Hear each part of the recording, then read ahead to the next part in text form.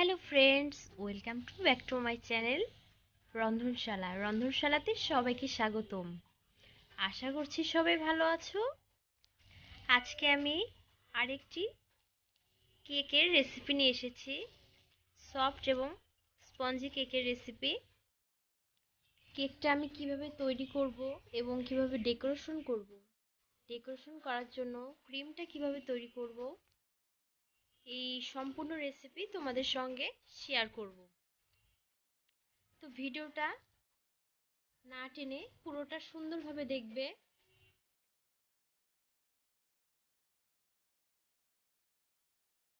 বন্ধুরা দেখো, কেকটা কি সুন্দর সফট হয়েছে এবং ক্রিমটাও কিন্তু কেকের সঙ্গে সুন্দরভাবে লেগে আছে। তোমরা অবশ্যই বাড়িতে ট্রাই করবে। আশা করছি সবার ভালো লাগবে রেসিপিটা। তো রেসিপিটা শুরু করা যাক। আমি এখানে দুটো ডিম নিয়েছি এবং একটা পাত্র নিয়েছি। দুটো ডিম ফাটিয়ে নিয়েছি এবং ডিমের কুসুমটা আলাদা করে নিচ্ছি।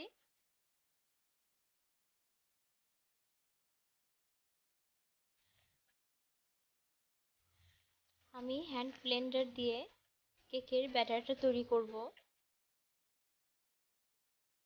তোমরা হ্যান্ড হুইস্কের সাহায্যেও ব্যাটারটা তৈরি করতে পারো।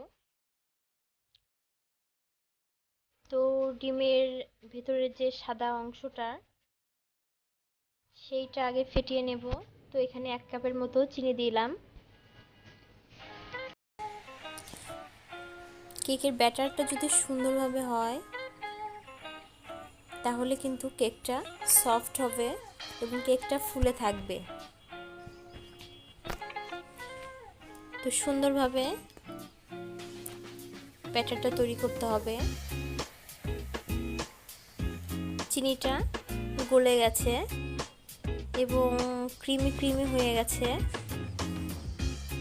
আমি তেল দিচ্ছি প্রায় 1 কাপের মতো। এখন দুটো ডিমের যে হলুদ অংশটা সেটাও দিয়ে দিলাম। এখন আবার সুন্দরভাবে ব্যাটারটা তৈরি করতে হবে।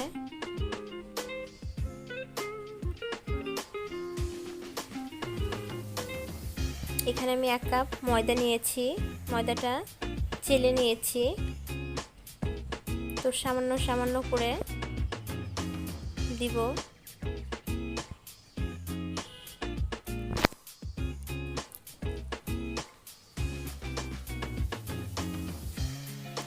সুন্দরভাবে মেশাতে হবে। দেখো বন্ধুরা,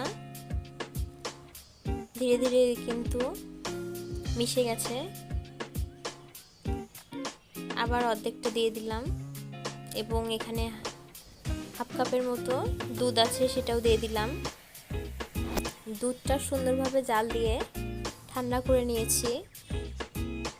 এখানে চাইলে জলও ব্যবহার করা যাবে। এখন 1 চামচ বেকিং পাউডার, 1/2 চামচ বেকিং সোডা, 1 চামচ রেড জেল কালার এবং 1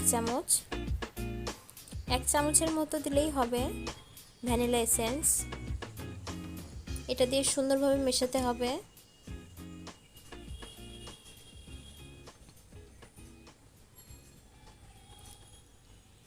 কালারটাও কিন্তু সুন্দর হবে।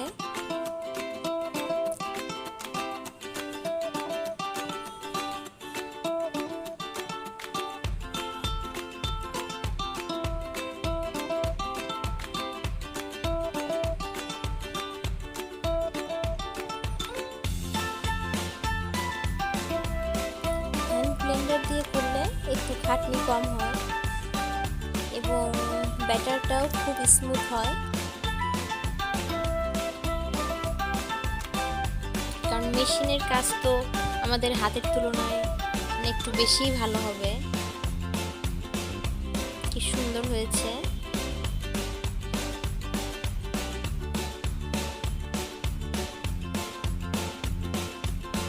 ব্যাটারটা কিন্তু আমার তৈরি হয়ে গেছে, কি সুন্দরভাবে লেয়ার করছে।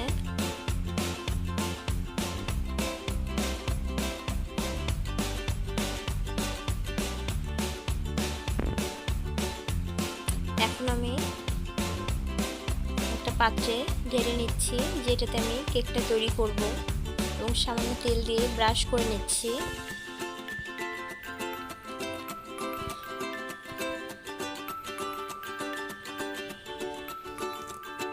এই পাত্রটার মাপে একটা কাগজ কেটে নিয়েছি, সেটা দিয়ে দিব এখন।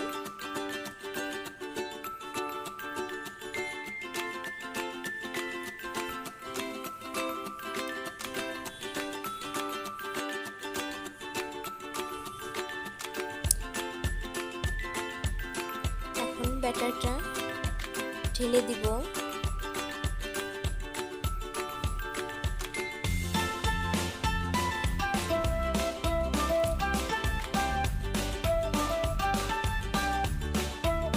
কি সুন্দর লেয়ার ভাবে পড়ছে, দেখো সবাই।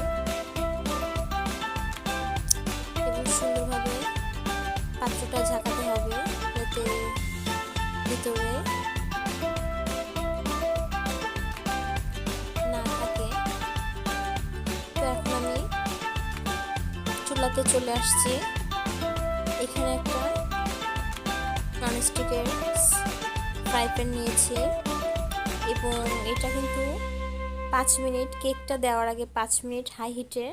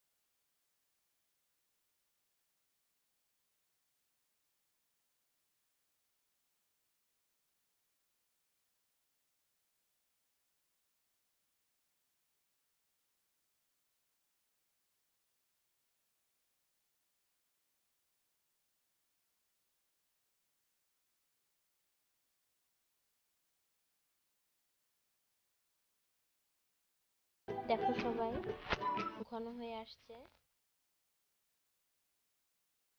ক্রিমি ক্রিমি ভাব চলে এসেছে।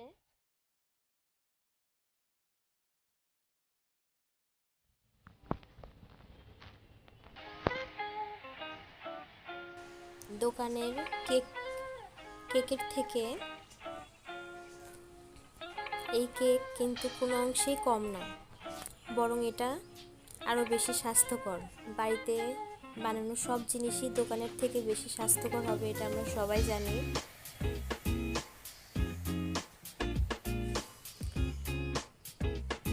তো ক্রিমটা কিন্তু আরও কিছু সময় করতে হবে।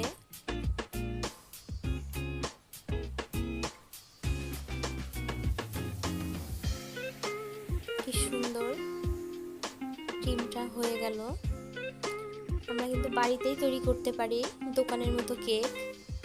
দেখো কি সুন্দর ক্রিম হয়ে গেছে।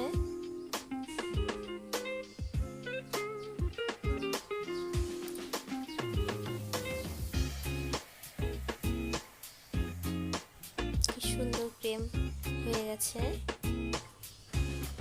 তো এই ক্রিম দিয়ে কিন্তু বিভিন্ন ডিজাইনও করা যাবে। তো আমি সিম্পল ডিজাইনই করব এবং নর্মালভাবে ক্রিমটা কেকের সঙ্গে মেশাবো।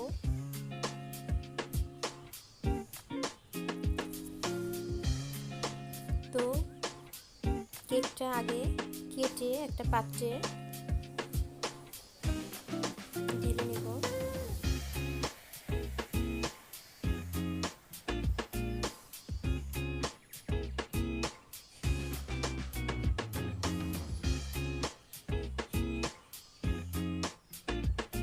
ওয়াও, কি সুন্দর কেক হয়েছে। কেকের চার সাইডটা আমি চাকুর সাহায্যে সামান্য কেটে নেব। দেখো কেকটা কি স্পঞ্জি হয়েছে এবং মাঝ বরাবর কেটে নিচ্ছি এবং মানে ক্রিমটা বসানোর জন্য। তো ক্রিম বসানোর আগে কেকে আমি চিনি জল মেশানো জলটা দিচ্ছি যাতে ক্রিমটা ভালোভাবে মিশে। তো ক্রিমটা কিন্তু আমি নর্মালি দিচ্ছি।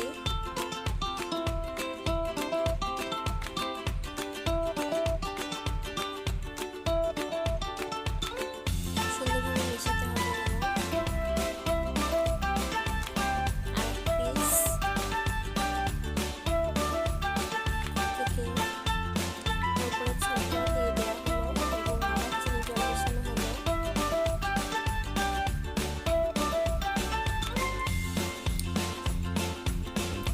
হবে চিনি জলটা মেশালে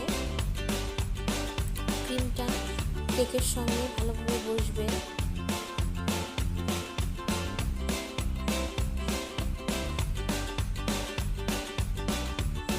ক্রিমটা কি সুন্দর হয়েছে।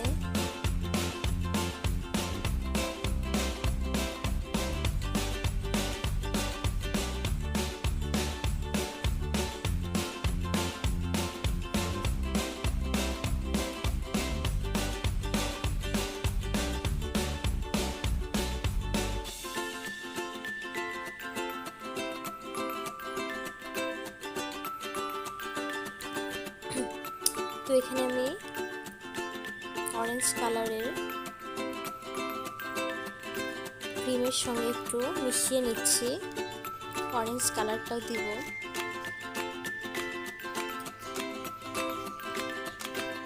কেকের শেপটা কি সুন্দর হয়েছে।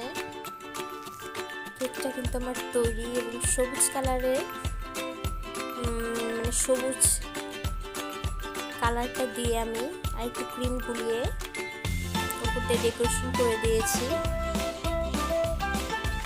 তো সবার কেমন লাগলো বন্ধুরা অবশ্যই জানাবে কমেন্ট বক্সে এবং সুন্দর সুন্দর রেসিপি দেখতে থাকো আমার এই চ্যানেলে। যারা যারা এখন সাবস্ক্রাইব করবে তারা অবশ্যই সাবস্ক্রাইব করে দিবে।